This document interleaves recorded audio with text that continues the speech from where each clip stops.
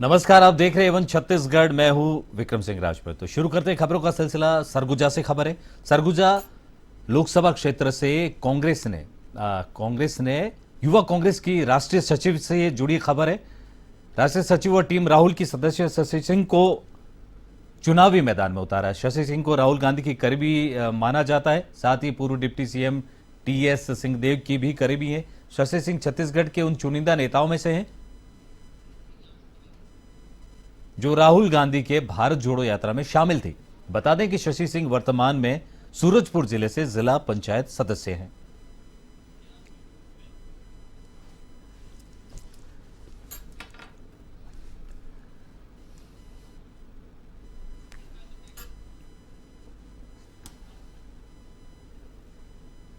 छत्तीसगढ़ शासन की छत्तीसगढ़ नक्सलवाद उन्मूलन नीति और सुकमा पुलिस की ओर से चलाए जा रहे पूना नरकोम अभियान नई सुबह नई शुरुआत से प्रभावित होकर नक्सलियों के अमानवीय आधारहीन विचारधारा और उनके शोषण, अत्याचार और बाहरी नक्सलियों की ओर से भेदभाव करने और स्थानीय आदिवासियों पर होने वाले हिंसा से तंग आकर नक्सली संगठन में सक्रिय दो नक्सलियों के सहायक कमांडेंट 74 वाहिनी सीआरपीएफ के समक्ष बिना हथियार के आत्मसमर्पण किया।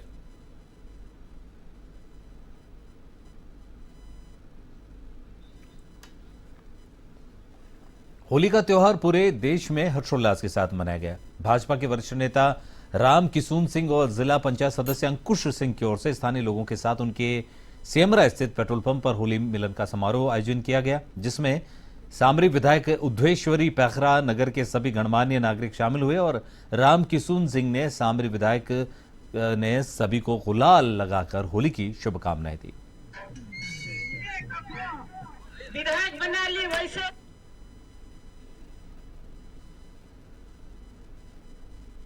कांग्रेस ने आगामी लोकसभा चुनाव के लिए उम्मीदवारों की 7वीं सूची जारी कर दी है। बिलासपुर से देवेंद्र यादव को प्रत्याशी बनाया है, तो वहीं छत्तीसगढ़ में बची 4 लोकसभा सीटों पर कांग्रेस ने उम्मीदवारों का ऐलान कर दिया है। बिलासपुर लोकसभा से देवेंद्र सिंह यादव, सरगुजा से शशि सिंह, रायगढ़ से मेनका देवी सिंह और कांकेर से बीरेश ठाकुर को टिकट दिया गया है।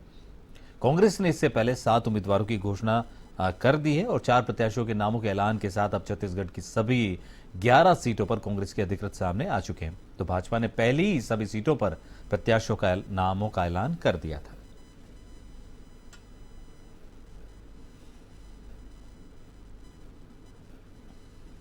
कि मैं बिलासपुर की धरती, पावन धरती को पर मुझे सेवा करने का मौका मिल रहा है और मैं पूरी ईमानदारी से, लगन से बिलासपुर के साथियों की आवाज बन के काम करूंगा। पूर्व सीएम भूपेश बघेल का ईवीएम को लेकर एक बयान सामने आया है। दुर्ग जिले के पाटन से विधायक और राजनांद गांव से कांग्रेस के लोकसभा प्रत्याशी भूपेश बघेल ने पाटन के कार्यकर्ता सम्मेलन में बड़ा बयान दिया है। बघेल ने कार्यकर्ताओं से कहा है कि चुनाव ईवीएम की जगह बैलेट पेपर से हो सकते हैं। इसके लिए कांग्रेस के कार्यकर्ताओं को तैयार रहना होगा। सभी कार्यकर्ता चुनाव के लिए नामांकन करेंगे तो ईवीएम की संख्या कम पड़ जाएगी और ऐसे में यदि एक सीट से 375 से अधिक प्रत्याशी हुए तो वहां चुनाव ईवीएम की जगह बैलेट पेपर से होगा। तो ऐसे में कांग्रेस की जीत निश्चित है।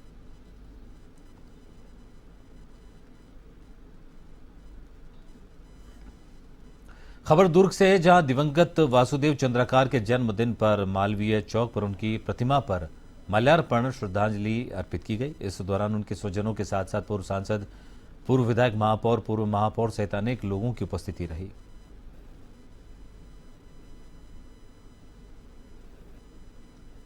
बढ़ते अगली खबर की ओर। भारतीय जनता पार्टी के बस्तर लोकसभा प्रत्याशी महेश कश्यप ने भाजपा प्रदेश अध्यक्ष किरण देव की उपस्थिति में अपना नामांकन पत्र भरा। तो नामांकन पत्र जमा करने से पहले भाजपा लोकसभा प्रत्याशी महेश कश्यप ने माई श्री दंतेश्वरी देवी के मंदिर में पूजा अर्चना की और वहां से नामांकन दाखिल करने के लिए सीधे जिला निर्वाचन कार्यालय कलेक्ट्रेट पहुंचे और जिला निर्वाचन अधिकारी विजय दयाराम के समक्ष पर्चा जमा करवाया। नामांकन जमा करने के बाद भाजपा प्रदेश अध्यक्ष किरण देव ने कहा कि बस्तर की जनता के आशीर्वाद से भाजपा के लोकसभा प्रत्याशी महेश कश्यप विजयी होंगे।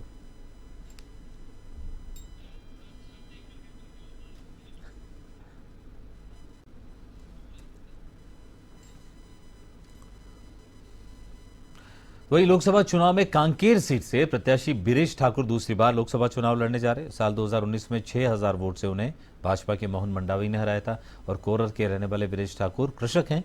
वे जिला पंचायत सदस्य भी रह चुके हैं। वे 2 बार भानु प्रतापपुर जनपद पंचायत के अध्यक्ष भी रह चुके हैं।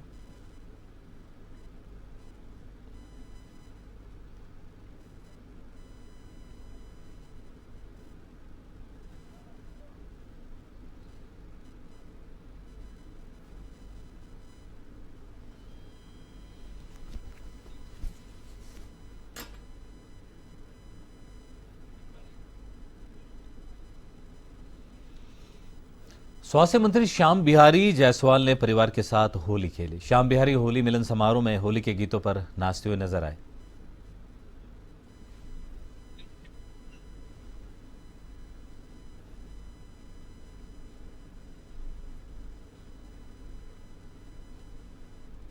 और बिलासपुर से एक बड़ी खबर सामने आ रही है, जहां एक नाबालिग लड़की का अपहरण कर सामूहिक दुष्कर्म किया गया। बताया जा रहा है कि 3 युवकों ने कोतवाली थाना क्षेत्र के स्कूल के पास से अपहरण किया था। बदमाशों ने दुष्कर्म करने के बाद नाबालिग को छोड़कर वो फरार हो गए। पीड़िता परिजनों के साथ कोतवाली थाना पहुंची, जहां शिकायत के बाद पुलिस इस मामले में 3 आरोपियों में से 2 को गिरफ्तार कर लिया है। बताया जा रहा है कि दोनों आरोपी भी नाबालिग हैं।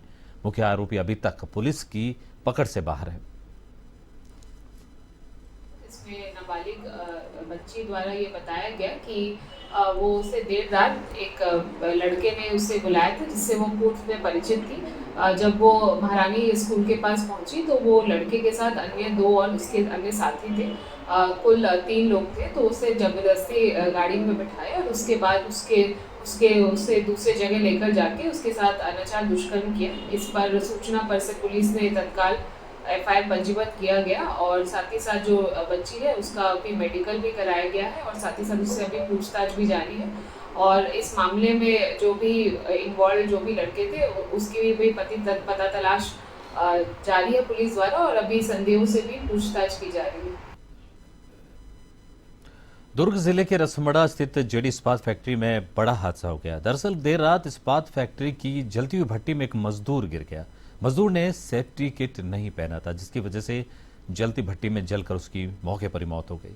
इस हादसे के बाद कर्मचारियों में हड़कंप मच गया, जिसके बाद सूचना मिलते ही स्थानीय पुलिस मौके पर पहुंची और शव को पोस्टमार्टम के लिए भिजवाया। वहीं इस हादसे के बाद कर्मचारियों ने काम बंद कर दिया और मुआवजे की मांग को लेकर फैक्ट्री गेट के बाहर धरना प्रदर्शन किया। मजदूरों ने इस हादसे के लिए कंपनी प्रबंधन को जिम्मेदार ठहराते हुए जमकर हंगामा किया।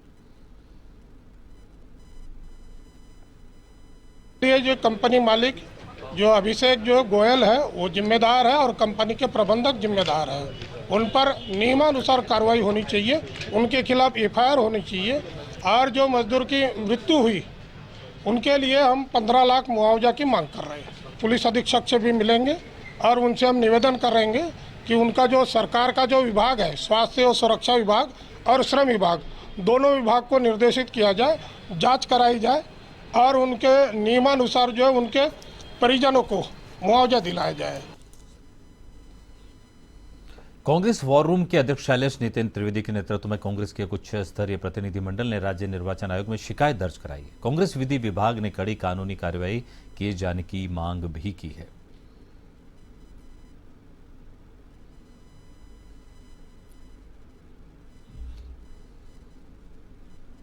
कलेक्टर KL चौहान ने मंगलवार को जिला मुख्यालय बलौदा बाजार स्थित जिला अस्पताल मातृ शिशु अस्पताल का निरीक्षण किया। उन्होंने करीब 2.5 घंटे तक अस्पताल के विभिन्न वार्डों, कक्षों और लैब का निरीक्षण किया और उपलब्ध सुविधाओं, व्यवस्थाओं, साफ सफाई पर संतुष्टि जताई। कलेक्टर ने अस्पताल के OPD एरिया में एक बॉडी मास इंडेक्स मशीन लगाने के निर्देश भी दिए।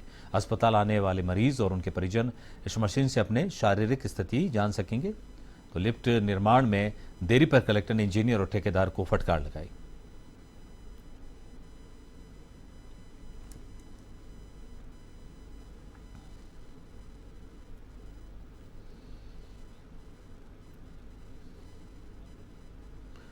छत्तीसगढ़ के पूर्व मुख्यमंत्री भूपेश बघेल बस्तर दौरे पर है। बस्तर दौरे के दौरान कांकेर के राजीव भवन में कुछ देर कांग्रेस के कार्यकर्ताओं से भेंट मुलाकात कर लोकसभा प्रत्याशी कवासी लखमा के नामांकन फॉर्म भरने में सम्मिलित हुए।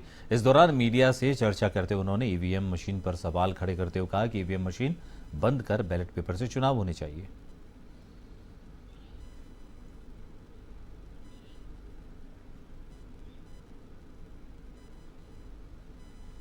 और नाम वापस नहीं लिए तो फिर इलेक्शन कमीशन को मत पत्र से चुनाव कराना उसकी बाध्यता हो जाएगी। तो वहाँ तो सभी लोग प्रस्ताव के हम लोग फार्म भरेंगे, 384 से अधिक फार्म भरेंगे, ये बात का प्रस्ताव अभी हुआ है। रायगढ़ लोकसभा सीट से कांग्रेस ने लंबे इंतजार के बाद लोकसभा प्रत्याशी के रूप में डॉक्टर मेनका देवी सिंह को मैदान में उतारा है। अब रायगढ़ लोकसभा सीट से कांग्रेस के प्रत्याशी के इंतजार खत्म हो गई। रायगढ़ लोकसभा सीट पर कांग्रेस ने मेनका देवी पर भरोसा जताया। अब भाजपा के लिए भी प्रतिष्ठा का प्रश्न चिन्ह है, क्योंकि इस सीट से वर्तमान के मुख्यमंत्री विष्णुदेव साय 4 बार सांसद रह चुके हैं। ऐसे में चुनाव की सरगर्मी खासी तेज नजर आ रही है। टिकट की घोषणा होने के बाद डॉक्टर मेनका देवी सिंह ने आलाकमान के साथ अपने क्षेत्र के जनता और कार्यकर्ताओं के प्रति आभार प्रकट किया।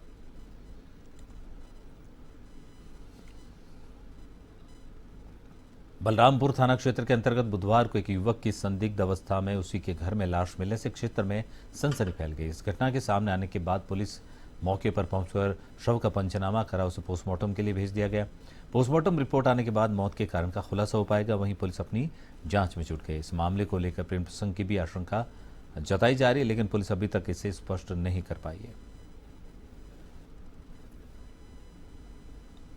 लगभग मृत अवस्था में हमको लेके आए हैं करके सूचना पर पुलिस पहुंची। वहां पर देखा तो वो मृत अवस्था में उनको बरचूरी में रखवाया गया था और जांच में फिलहाल पता चला है कि युवक का नाम वीरेंद्र यादव है। लगभग उम्र 18 वर्ष, कुरसुरा गणेश मोड़ साइड का रहने वाला है। यहाँ बलरामपुर में कॉलेज की पढ़ाई करता है और अभी फिलहाल इतना ही जानकारी प्राप्त हुआ है और जहाँ पे उसकी बॉडी मिली है उसके घर वालों से पूछताछ कर रहे हैं। बलरामपुर जिले के गांव में होली मिलन कार्यक्रम में शामिल होने गए ग्रामीण दूषित भांग पीने की वजह से फूड पॉइजनिंग के शिकार हो गए। पीड़ितों के लिए स्वास्थ्य केंद्र में बिस्तर कम पड़ गए। हालात को देखते हुए स्वास्थ्य विभाग कैंप लगाकर ग्रामीणों के इलाज में जुट गया है। बलरामपुर मुख्य चिकित्सा और स्वास्थ्य अधिकारी डॉक्टर बसंत सिंह ने बताया कि मुख्य रूप से सनवाल, डिंडो, रामचंद्रपुर, बगरा सहित आसपास के 78 गांव के लोग प्रभावित हुए। वर्तमान में 14 गांव के 125 लोगों का उपचार सनावल उप स्वास्थ्य केंद्र में चल रहा है। सीएमएचओ ने बताया कि होली के दौरान खाने पीने से ग्रामीण फूड पॉइजनिंग के शिकार हुए हैं।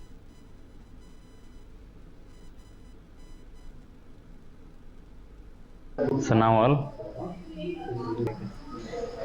वहाँ खाना पीना खाए सनावल में, तो भांग जो पिए हैं उनका सबका तबीयत खराब। हम लोग 5-6 जन गए थे।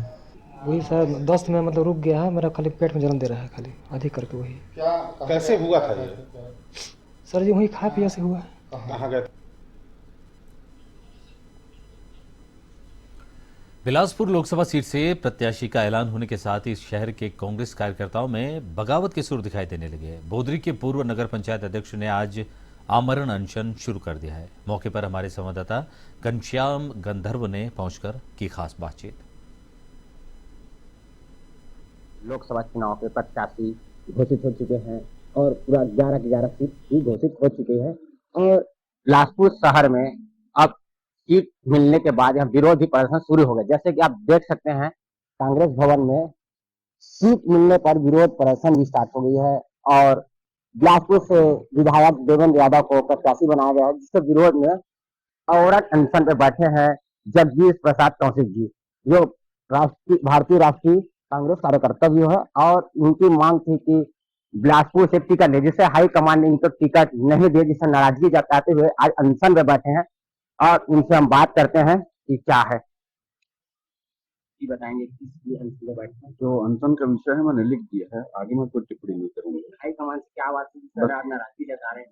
जो विषय है मैंने लिख दिया है, मैं क्षमा चाहता हूँ, उस पर कोई टिप्पणी नहीं। ये बोल रहा है कि मैं अपनी विषय लिख चुका हूँ, जो मैं इसके बाद और भी कुछ शब्द नहीं बोलते। इसके बाद अभी भी यहाँ नाराजगी जताते हुए घनश्याम गंधर्व की खास रिपोर्ट। तो एवन छत्तीसगढ़ में फिलहाल इतना ही। एवन टीवी पर खबरों का सिलसिला लगातार जारी है, देखते रहें एवन टीवी।